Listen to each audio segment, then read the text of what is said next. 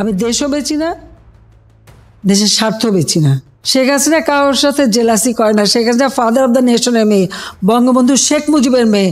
অন্তত এই জায়গাটায় কেউ আসতে পারবে না। বাংলাদেশের রাজনীতি এখন এক অনিশ্চিত সময় অতিক্রম করছে। 2024 সালের গণ আন্দোলন, সংঘর্ষ ও অভ্যুত্থান পরবর্তী রাজনৈতিক পুনর্গঠনের ফলে দেশজুড়ে নির্বাচন সংক্রান্ত বিতর্ক আবারও তীব্র হয়েছে। কে নির্বাচনে অংশ নেবে, কে নেবে না, এই প্রশ্ন এখন জাতীয় আলোচনার কেন্দ্রবিন্দু। বিশেষ করে আওয়ামী লীগ ছাড়া একটি জাতীয় নির্বাচন আদৌ সম্ভব কিনা তা নিয়েই জোর বিতর্ক চলছে।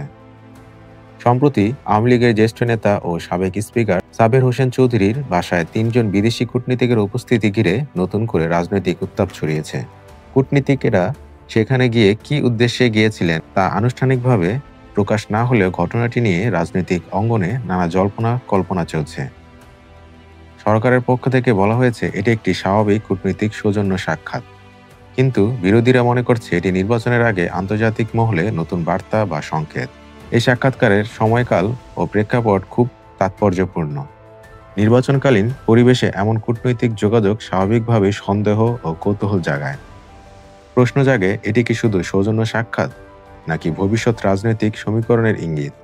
অনেকেই মনে করেন আন্তর্জাতিক মহল বাংলাদেশের নির্বাচন ঘিরে আরও সক্রিয় হচ্ছে। আন্তর্জাতিক সম্প্রদায়ের অবস্থানও এখানে গুরুত্বপূর্ণ। ইউরোপীয় ইউনিয়ন, যুক্তরাষ্ট্র ও যুক্তরাজ্য সহ পশ্চিমা দেশগুলো দীর্ঘদিন ধরে বাংলাদেশের নির্বাচনী প্রক্রিয়া নিয়ে পর্যবেক্ষণ করে আসছে। তারা স্পষ্টভাবে বলেছে, অবাধ, নিরপেক্ষ ও প্রতিযোগিতামূলক নির্বাচন ছাড়া কোনো ফলাফলকে তারা পূর্ণ স্বীকৃতি দেবে না। তাদের মতে কোনো বড় রাজনৈতিক দল বা পক্ষ নির্বাচনে অংশ নিতে না পারলে সে নির্বাচনের গণতান্ত্রিক বৈধতা প্রশ্নবিদ্ধ হবে।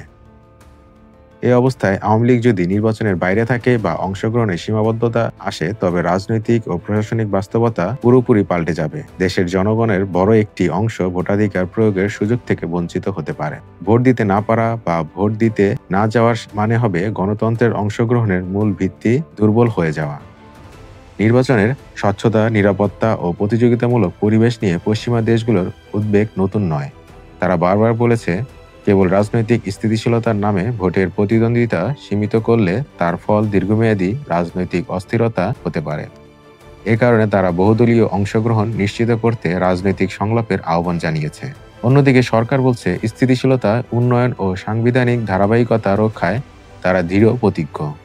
আওয়ামী লীগের নেতারা দাবি করছে যে তারা নির্বাচনে অংশ করতে চাইলে আইনের কাঠামোর মধ্যেই করতে হবে, কিন্তু বিরোধীরা বলছে রাজনৈতিক প্রতিদ্বন্দ্বিতার জন্য সমান সুযোগ নেই। প্রশাসন ও নির্বাচন কমিশন একপক্ষীয় আচরণ করছে। আন্তর্জাতিক পর্যবেক্ষকরা এ অবস্থায় ফলাফল মেনে নেবেন কিনা তা নিয়েও প্রশ্ন উঠবে। তবে নির্বাচন আয়োজন একান্তভাবেই সম্ভব যদি সব পক্ষের জন্য সমান সুযোগ, নিরাপত্তা ও বিশ্বাসযোগ্য পরিবেশ তৈরি হয়। নির্বাচন কমিশন ও প্রশাসনকে স্বচ্ছতা ও নিরপেক্ষতা নিশ্চিত করতে হবে।